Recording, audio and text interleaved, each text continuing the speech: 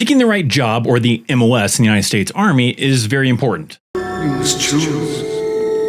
Choose wisely. This could potentially be the job you're going to be doing for the next 2 years, 4 years, 20 plus years. So it's pretty important to pick the right one. What is happening to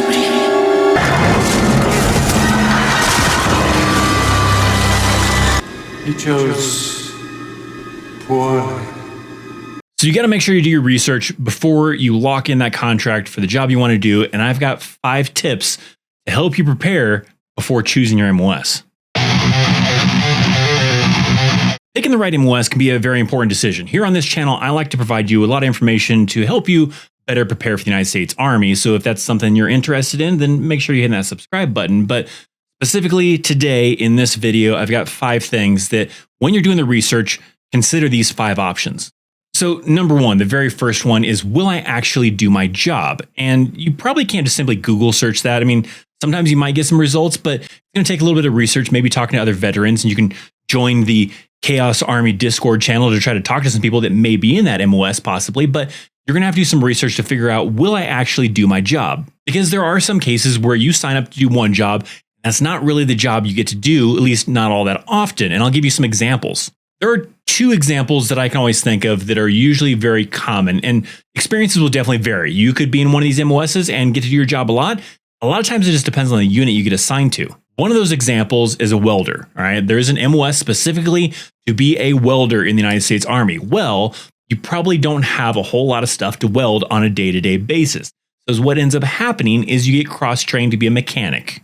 You don't mind working on vehicles? Probably not a big deal. You probably don't mind that. But the key thing here is that if you try to join the Army to specifically be a welder because you just want to be welding all the time and doing all sorts of things related to welding, well, you might be a little disappointed if that's not what you get to do on a day-to-day basis. All the individuals I've seen in that kind of MOS, they're usually working on trucks for the most part. And then there are times where it does come about where something needs to get welded. And so that's the qualified individual that they're going to have do the welding on that job. But then when that job's done, well, go back to just working on trucks. Another example of that I've seen kind of varies here and there is the chemical one for MBC, for your MBC specialists. Sometimes they get stuck doing things that are not related to MBC. I've heard varying stories on this. I've heard from a lot of people where they go into that MOS and they can kind of get stuck cross-training on other things, and they're not really doing a whole lot of MBC stuff. Occasionally here and there, they'll start doing some stuff. And then I talk to other individuals where they're like, oh, I get to do all this cool lab things where we're working in a lab and kind of learning about some different elements of how to work with MBC and how to decon and how to do things related to my job. So that one can be very tricky. But the main thing here is that you just got to do your research. What is the likelihood that I'll do my actual job? Talk to some veterans, do some research online to make sure that you'll actually do your job. Kind of similar is like 11 Bravo, right? 11 Bravo, right? Unless there's a conflict going on, you're not going to do your job. You're going to constantly train to do your job. You're going to go to the field. You're going to go to weapons ranges. And if you don't mind, because that's fun to you, cool, right? But if you're specifically like, hey, I want to go to combat. Well, if there isn't a combat going on, if there isn't a major conflict going on, you're just going to be constantly preparing for the day that might come. That way you are ready to be able to do that job and you're not rusty because you haven't deployed ever. And so you're going to be doing constant training for that. So that's another one that's kind of similar to that. So just do your research. The second one is what my schedule might be like, because if that's important to you, well, then you got to do a little bit of research to figure out, am I picking an MOS that maybe might have a crazy schedule? Let me give you some examples of that one as well. You have like a cook, right? If you're going to be a cook in the United States Army, your schedule is going to be very, very hectic and crazy, right? You're going to have to sometimes get up really early in the morning to prepare for breakfast. And then you might have other shifts where you have to stay up pretty late because you have to help kind of clean up after dinner is over. You have weekends you have to work because they still have chow halls open. Sometimes they close down certain chow halls and only have certain ones opened up during the weekends. But nonetheless, if you're at one of those chow halls that's open on the weekends or even holidays, then you're going to have to work on that time frame. Military police is also the same kind of thing, right? You're not going to be a Monday through Friday individual if you're in the military police or a cook, because there's weekend operations, there's holiday operations still need to happen. We can't have no MPs on post on the weekend or on a holiday. Some people are going to have to work during that time frame. So those are MOSs that are definitely going to have like some crazy schedules where you're not going to have a set thing of Monday through Friday, weekends off, especially with a lot of times in the Army, if you have a holiday, you get a nice 4-day weekend out of it. Those types of MOSs are not going to probably get that. Other individuals are going to get that stuff, right? 88 mic probably, unless there's like a field operation or some other specific things going on that have you working through it. But for the most part, yeah, your 88 mics, your 11 Bravos even, as long as you're not in the field or deployed or preparing for deployments or special operations stuff, right? Then yeah, you're going to get that normal Monday through Friday type of routine with weekends off and even 40 weekends when you got a holiday. The third one is, will my job or MOS be useful when I get out of the Army? For some individuals, it may not matter. Maybe you just want to do it in the military and you have no intention to do it when you get out, and that's not a big deal. One of the big ones is, again, 11 Bravo, right? You sure get a little bit more kind of experience with weapons and certain other kind of tactics and stuff like that. But I know a lot of people always try to say like, oh, if you're 11 Bravo, you probably transition into security. Anybody in the military can transition into security. It's not like security companies are looking for specifically 11 Bravos. They're usually just looking for somebody with military experience. Could you have some security individuals that sure want to prioritize that? Sure. But as a more broader kind of look at it, they usually just, maybe not even require it, because you can probably get someone just off the streets that has no military experience, but they may give you a better preference if you do have military experience. But 11 Bravos, you're going to get a lot more experience with weapons, and sure, maybe it makes it easier for you to transition to security, law enforcement type of thing, but it's not going to directly give you that definitely advantage over someone who just simply served in the military. One of the key ones that will transition over is things like you're going to be a mechanic, right? Probably easily transitions over, right? Working on military trucks and then transition now to work on civilian vehicles, transitions over great. Individuals are going to be working like in HR, right? Working with finance, right? You want to get an HR job when you get out of the military, that transitions directly. But you just got to do your research, right? What I want to do in the military, does that job exist on the civilian side? Because also individuals like working with artillery, right? Being a mortarman, that kind of a thing. That's not going to transition over. But if that's not the big priority for you, you just want to do that in the Army. I'm not saying don't pick that MOS. I'm just saying that you got to kind of look at your priorities. Is your priority that I want to do this in military for X amount of years, then get out and do that same thing on the civilian side? Then that's when you have to start kind of weighing those options. If that's not your intention is I want to do something I'll enjoy in the military. I want to do something that'll give me some experience. I want to do this job. And then when I get out, I want to do something completely different. Then sure, it's not that big of a thing you have to weigh. You just have to kind of make sure you pick something you're going to enjoy, I guess.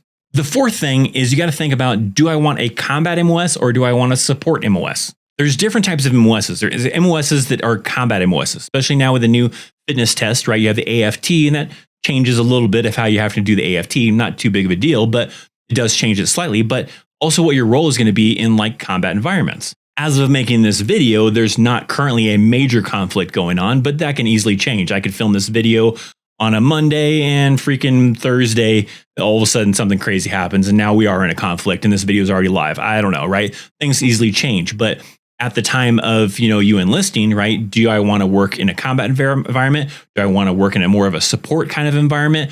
And you may join when there is no conflict going on, but who knows what happens, right? 3 days into you being in basic training or 1 year into, being in the military, a conflict does happen. And now you have to either work in a combat kind of role or a non-combat role. Certain MOSs are more of a support type of thing. Now, that doesn't necessarily mean that because you pick a support MOS that you're completely safe. Not at all. There's definitely some support MOSs that can be very dangerous, especially depending on the environment, right?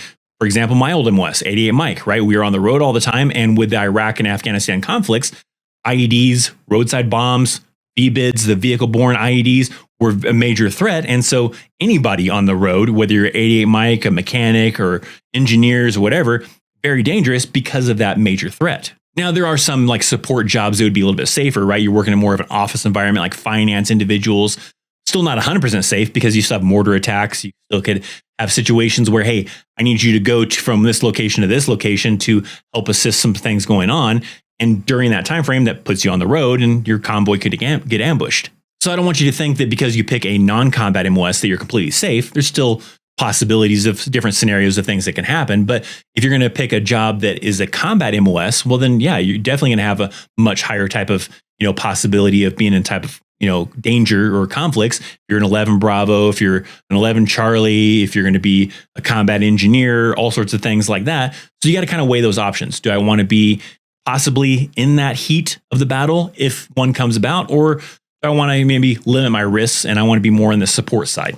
Now, the fifth and last one is I want you to think about, is this job or is this MOS as cool as I think it is? Which is kind of similar to the first tip, but a little bit different. Because if you're just playing Call of Duty, you're watching all these war movies and you're like, man, that looks badass. I want to be an 11 Bravo, but we're not currently in a conflict, or you don't even have any conflicts while you're in. You're just going to do a lot of training, which in some cases, some people don't mind that. Some people have fun doing the training, but some people specifically are like, hey, I want to be doing that high speed stuff I see in the movies, on the TV, in Call of Duty, or whatever. I want to be kicking in doors, going on raids. But if you never go on in a conflict, or you never go on a combat deployment, you're not going to do that stuff. You're just going to train for how to do that stuff. And this can be said for any MOS. I'm not saying just 11 Bravos, right? Maybe like an 88 Mike, right? That was the MOS I was in, right? I was a truck driver, and some people I've seen where they talk to me and they're asking me questions about being an 88 Mike, and they think that, oh, that means you're going to be going on these long hauls. You're going to be driving a military semi from one state to another state to move military equipment. No, that's usually contracted out to civilians, but typically is what you're going to be doing as an 88 Mike is stuff on post or in the field to move things around from the field environment.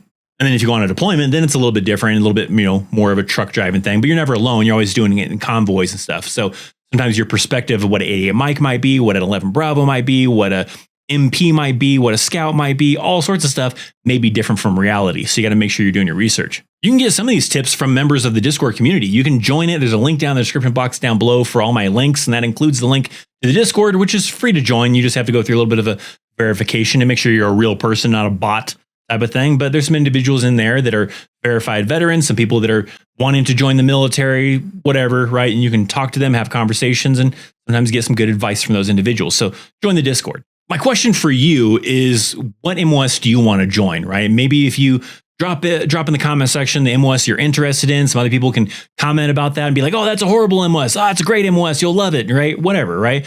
Drop that down in the comment section down below. And then for my veteran viewers out there, if you got some additional tips of some key things that you wish you'd have known before you picked your MOS, drop that down in the comment section down below. When I joined, the internet wasn't what the internet is today, so it wasn't very easy to do my research type of thing.